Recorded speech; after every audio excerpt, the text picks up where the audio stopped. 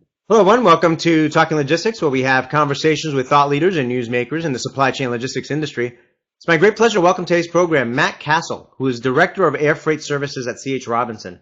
And today we're going to talk about Listen to El Niño, why developing a flexible supply chain matters.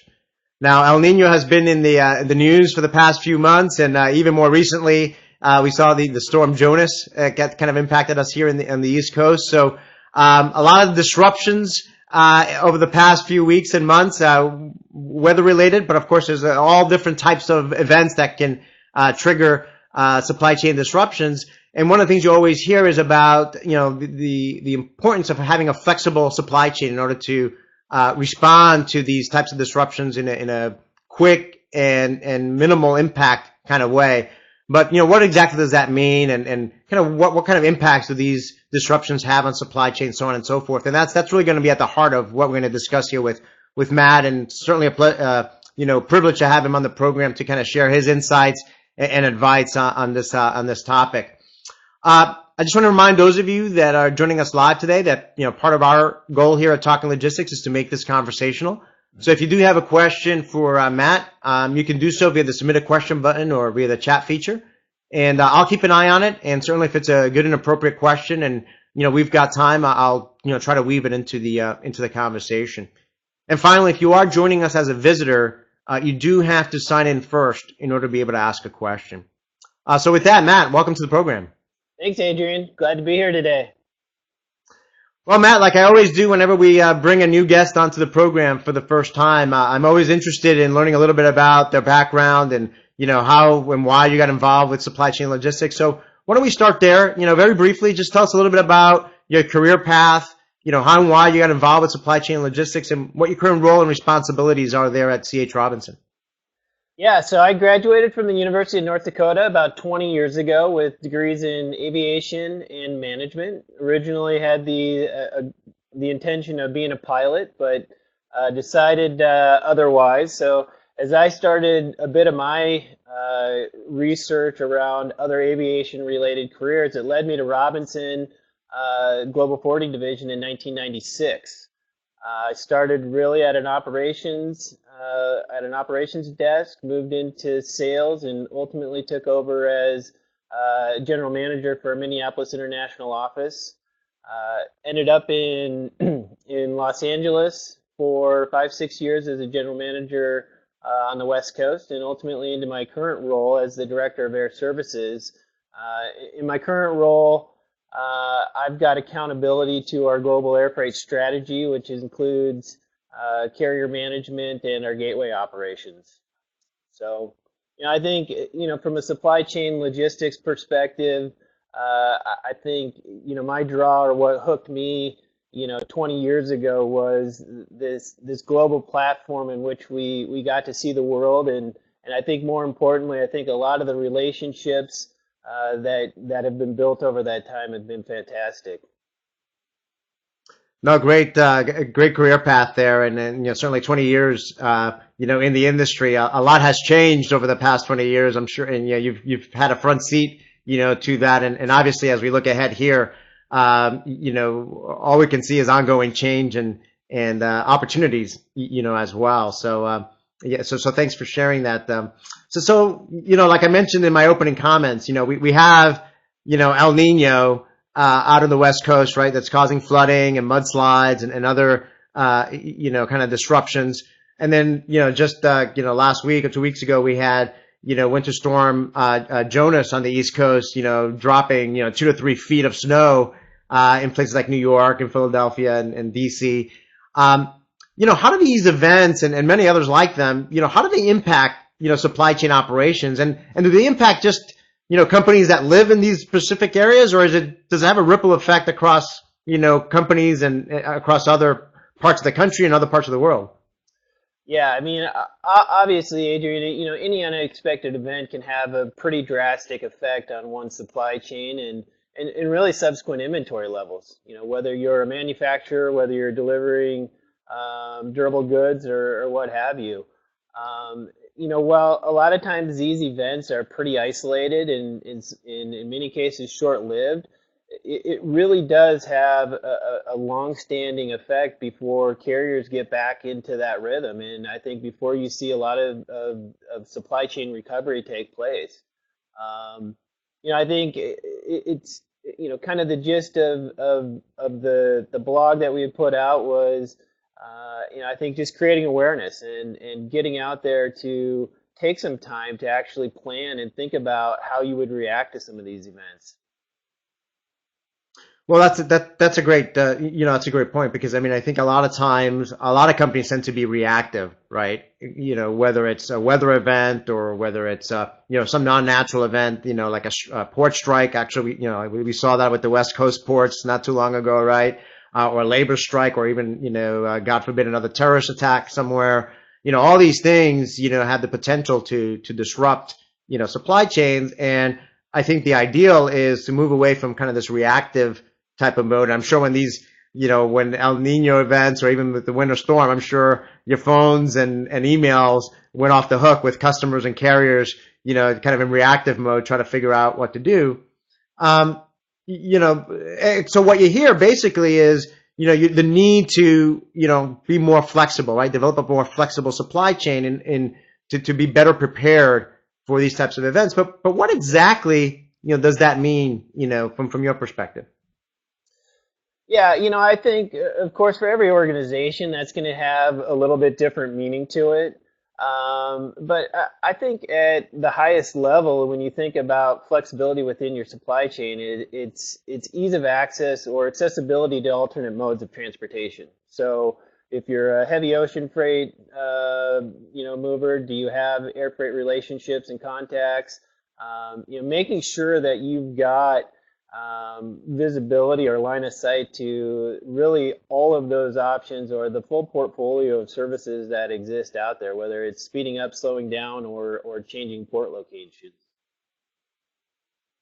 Now, I would think that there's kind of a balance between kind of things that you can do upfront from a long-term planning perspective to create that flexibility, and then there are things that obviously are more short-term in nature that, it's, hey, a storm's coming next week, and now you have to, you've got some so there's time horizons there. I mean, what's are some of the things that you see some companies or some of your clients doing, maybe perhaps from a long-term perspective to prepare? And then what are some things that companies do perhaps on a shorter term to kind of, pre-position or divert freight or things like that more in the short term? Yeah, I think the first step that, that companies continually look for, and I think is really, to me, the first line of defense is simply having supply chain visibility to your existing, product that's in motion. And I think we see a lot of organizations that tend to have very good systems, very good, visibility to productions, to work in progress. But once it leaves a particular factory or is in motion, that continues to be a bit of a problem. And I think that's, one area where, I think it's very important to get out in front of and make sure that you do have, as best as you can, real-time visibility to your product and your inventory that's in motion. Because a lot of times that's your, whether it's diversion, whether it's looking at alternatives, but that in many instances is your best bet to get product or inventory where you need it to go. Simply having more product manufactured is not always the case, and has, typically can have a long wait time on it. No, visibility, absolutely. I think that's the one constant thing that I hear from supply chain executives all the time. That's kind of the foundation, if you will, for all of this that we talk about, right? And whether it's from a risk mitigation standpoint or just to be more, responsive to customer demand, so on and so forth. I mean, I know when the West Coast ports issue was happening, I know that led some shippers, and I know you've actually C.H. Robinson, produced some research in this area. We actually had an episode last year around, shippers diverting freight from the West Coast to the East Coast, right? And kind of changing their, or kind of looking at their network design from a longer term perspective to kind of, in risk management, mitigation perspective to do some of that. I think from the other visibility piece that I see is not so much visibility, or in addition to visibility to the shipments and what's happening, but it's also visibility to, the potential disruptive events, right? So Correct. the simplest thing is obviously watching the Weather Channel, right, and understanding what the weather, what's happening on the weather front, not only here but perhaps where your suppliers are located and things like that, and being able to feed that information into your system so you have that external sources of data of whether it's weather, whether it's potential labor strikes, so kind of looking at news items and things like that, and even social media and looking at social media streams. I mean, do you see that, happening as well? Oh, absolutely. I mean, I think in our global environment today and how trade has evolved, I think staying connected to those regions or those parts of the world where you are manufacturing or producing product is absolutely critical. And I think, outside of getting information from your service providers or carriers, there's a lot of great, media and industry sites that stay very current with what's happening in a lot of those marketplaces. The other thing that I would really highlight is, I think it's really important to make sure that you understand your underlying carrier's geographical structure, right? How many times have you showed up at the airport and it's a beautiful sunny day, only to find out that your flight's been canceled or delayed? And it's because that airline or that carrier was hubbing out of a particular location that got hit by a thunderstorm and it shut the airport down. So, I think those are some of the other things to really stay connected to, where, you may not even be thinking of, if you're shipping from Europe, wow, what's happening in Amsterdam if you're using KLM as a particular carrier, and maybe their airline was shut down, but you're actually shipping out of Poland, as an example. And so those are some of the other things that, I encourage people not only just to be focused on the areas where they are manufacturing, producing, but also understanding, that geographical structure of where their carriers are residing or where they maybe hub from, if you will. That's great. I never really thought of it from that perspective. I mean, certainly, the advice I give to a lot of, shippers is that they need to have, when we talking about visibility, they need to have that multi-tier visibility. So not just to their own operations, obviously, or even just their tier one suppliers, but they really need to have, visibility all the way, as deep as they can go, tier two, tier three, tier four, right? To truly, because all those things have a ripple effect on what can cause a disruption. But I never really thought about it from the standpoint of really understanding, the carriers network and how, and the multiple tiers there and the interrelationship between, different airports in the case of air, like you just brought up. So I think that's a great, some great advice there, because that obviously also has an impact, having visibility, to that as well. And I think, all of this, as I think about this, really falls under the umbrella and why there's so much buzz around this control tower, concept, these days. I mean, are you seeing kind of as a way to create a more flexible supply chain, companies moving toward this kind of control tower type of environment? I don't know. I think that's definitely is a buzzword that's out there, and I think a lot of what it leads back to again is, I think companies' pursuit to simply figure out the best platform for visibility, whether that's leveraging their own existing technology, our in-house system, and the carriers or logistics providers are feeding into that, whether it's leveraging a service provider system and their visibility offerings that they have. I think it gets down to that root of again, simply supply chain visibility, and again, the more real time, the more connected that you can get to that, the better decision making that you're able to make at any point in that supply chain. We definitely see organizations becoming much more deductive in how they're approaching their supply chain from that perspective, whether that's through contingency planning. I think we touched on it here a little bit, but we see a lot of customers who will purposely look to identify with a multitude of carriers. And again, like for us as a third party freight forwarder, they really want to understand those underlying carriers that we are supporting.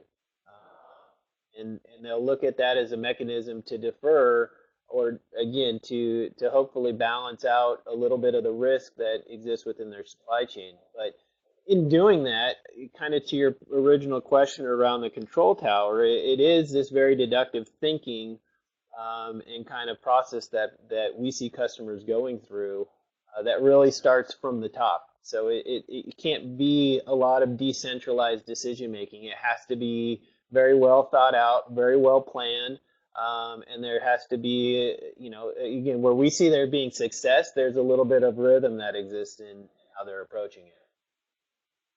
Great. And I think that leads to my next question, which, you already, I think it gave some examples, but, it's one thing to have, greater visibility, right? And it's another thing, greater visibility of potential disruption, but it's another thing to actually know what to do about it, right?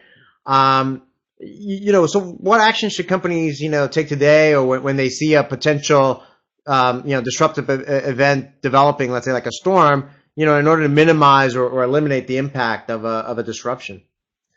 Yeah, I think, again, as we've kind of circled around here, I think every customer has a different threshold for the amount of flexibility that they need to weave. And in some instances, there isn't a lot of flexibility, whether it's a particular region of the world that you're moving product in and out of. But I think there's a lot of really simple things that or questions that you can ask yourself as a shipper or as a customer here. I think, again, we've talked at length here around visibility to your inventory. I think the others that sit out there, again, making sure that you are taking time out to build those appropriate relationships across all of the modes. So, again, if you're a heavy ocean shipper, make sure you stay connected to your air freight provider if it's someone else. Make sure you keep your pricing up to date. Make sure you understand the routing of what that's going to look like, or even the timing, the transit times that would exist if you do go that particular option.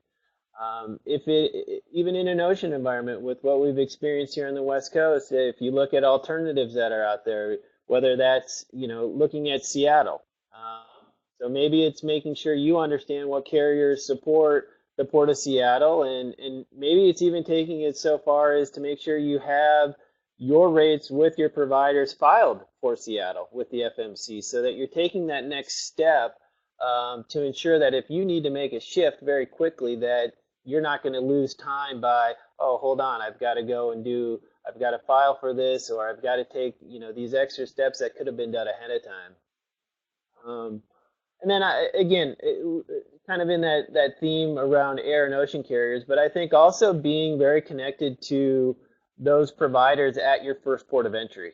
So whether those are warehouses, you kind of led a little bit about some of the cross-dock and transloading facilities. Make sure you have those relationships. Make sure you understand who you would be turning to. Make sure you understand even what their mix of business is, so that you don't all of a sudden get to that point and everybody else is coming to them as well, and they're like, well, sorry, we'll get to you when we can because we've got another book of business that's over here. So make sure that you understand where you sit within those relationships, and that you have appropriate relationships from that perspective.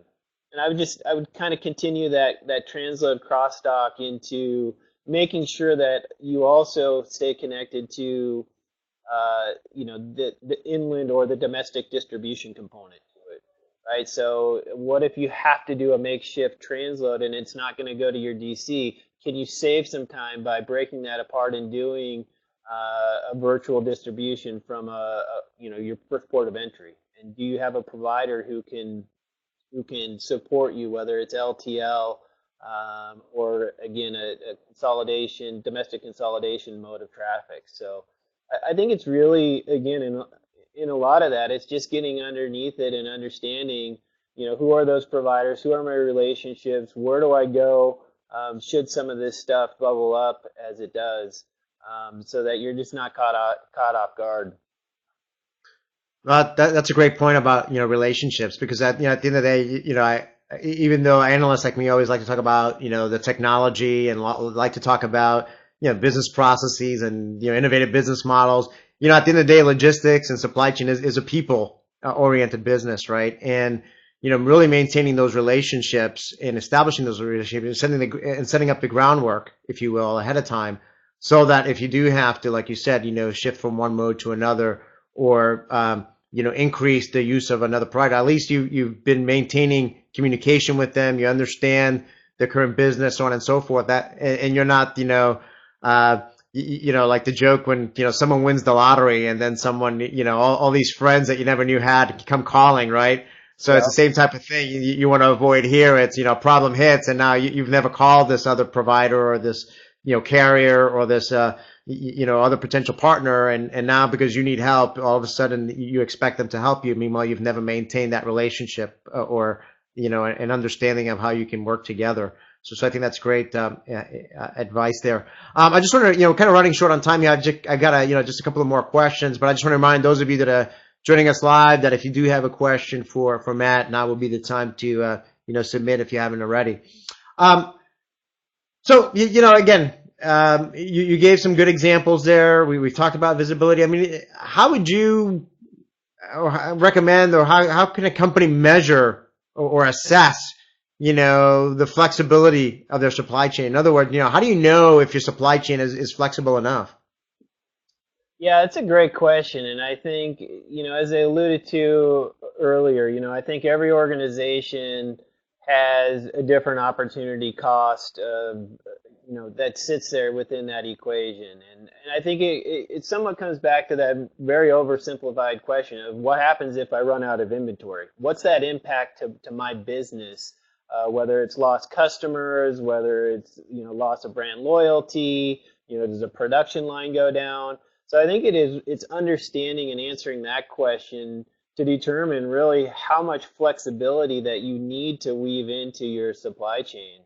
I see it a little bit as a balancing act of how far you want to take some of these steps to mitigate some of that risk. And, we see a lot of times customers that will simply diversify their supply chain, and they'll use the Port of LA and they'll use the Port of Seattle together. And maybe the Port of Seattle has a little bit higher cost in where they sit in their location, but again, they're hedging themselves a little bit in terms of whether there may be a disruption or some unexpected event that plays out. At least they know they'll have product that continues to move. And I think the best way to obviously combat this, as we've talked about, is I do think it is taking time to sit down with your providers and carriers and simply talk through some of these things. Make sure that you understand the landscape and what would be your next immediate step that you would look to take in these situations. Right. No, and just building off that last point there, I mean, obviously, and this has been shown by several, research reports that I've seen out there, where a lot of companies, when they talk about what's a risk mitigation strategy, number one or close to the top of the list is, to your point, really developing more collaborative relationships with their external trading partners, whether they're 3PLs or their suppliers, right? Is having these conversations up front and working jointly to kind of create this more flexible supply chain, right? So that, they've got a game plan going in, right? So from a 3PL perspective, I mean, how can, shippers work more collaboratively, or what role can a logistics service provider play, to help companies become more flexible? Yeah, I think, logistics providers at face value, right? I mean, we're in the business to have, multiple relationships with multiple carriers. I think we provide, in many instances, collectively across the board, we're providing a visibility platform. So I think there's a lot of those things inherently in what we do or how we position ourselves in the market that are really a derivative of providing flexibility to our customers. And again, our customers challenge us with a lot of these conversations and being able to be, not only reactive but proactive in how we try to build solutions within their supply chain that not only optimize it but also minimize or mitigate some of the risk associated with it.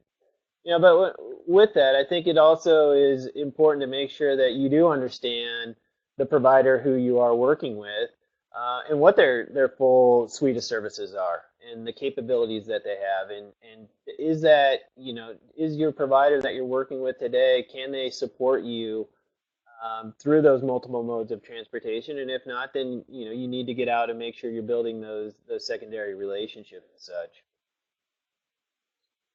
Yeah, no, good point. I mean, I've over the past couple of years, I've sort of been in my conversations with logistics service providers or 3PLs, kind of been advocating that they should really start promoting themselves as supply chain risk management partners, right? So there's always the perception or the way that a lot of shippers look at 3PLs as just being sources of transportation or warehousing services. But in reality, those service providers that take a more strategic approach and those shippers that want to view their logistics service provider from a more strategic perspective, really, from my perspective, 3PLs really can play the role of a supply chain risk management, partner for all the different reasons that we talked about, whether it's helping to provide that visibility, helping to provide that alternate sources of capacity, whatever the case that might be, or even just providing the human talent to help understand, how to deal with these disruptions. Matt, we're kind of short on time here, so I'm just going to go right to my last question here. Kind of as a way to wrap up. I mean, if you had to explain to the CEO or the CFO of a company, why supply chain flexibility matters, I mean, what would you say to them? I mean, what would be the case that you would put to them? Yeah, Adrian, you kind of touched on it. It seems like a lot of times these questions never bubble up until you're in the thick of it. But I think to me, at the heart of it, it comes back to that question that we put out there is, what happens if you run out of inventory? What is that aggregate impact to you as an organization? Again, whether that's, production lines being down or, product not being on the shelves, and what does that cost to you as an organization? And I think that to me is one of those things that leads itself back to the importance of what we're doing. I mean, as we know, transportation logistics, it's a cost that falls directly to the bottom line of everything that we do. So, I think making sure that you have an action plan or have flexibility woven into what you're doing is absolutely critical. The other part that we didn't, maybe a little bit different shift, as you think of it from maybe a CFO or a CEO from a financial perspective here a bit, is there's also an opportunity there, right? I mean, as you have these events play themselves out, right? If you're the guy who's got product on the shelves when everybody else doesn't, you kind of corner the market a little bit, right? I'd love to be the shovel salesman up there in the Northeast here the last couple of weeks. I'm sure those have been flying off the shelves. And I think, again, making some of the simple preparations, as we've talked about, or taking some of those simple steps and building the right relationships, I think really are and can be the difference of whether or not you're making your transportation budget and, more importantly, your organizational budget. No, great points there. Certainly when you talk to the CEO, CFO, being able to, put this in financial terms, right? In terms of being able to link this to items on the P&L or balance sheet, I think is always important. But I think you raise an important point too, a different perspective, that in many ways this is an opportunity, right? An opportunity to capture market share, an opportunity to increase customer loyalty, and sometimes it's difficult to put a number around that. But certainly if you can outperform the competition when these disruptions occur, that's got some real business value to them. And in this day and age, customer loyalty and taking market share away from the competition is very valuable. Matt, like I always say at the end of all our conversations, we always just manage to scratch the surface on these topics. But I think we've got a good conversation started. Hopefully, those of you listening to the program, whether live or on demand, got some ideas and getting the conversation started within your own companies in terms of the importance of developing a flexible supply chain. So, Matt, thank you very much for taking time out of your schedule to be with us today. Absolutely. Thank you, Adrian. Appreciate it. Enjoyed it. Great. I want to thank all of you who joined us live today. We didn't get any questions live, but if you are watching this episode on demand and you've got a question for Matt, you can find this episode on talkinglogistics.com, and you can post a question or a comment there, and I'm sure Matt will be more than happy to respond via that medium. So again, thank you all for joining us today, and look forward to seeing you in a future episode of Talking Logistics. Have a great day.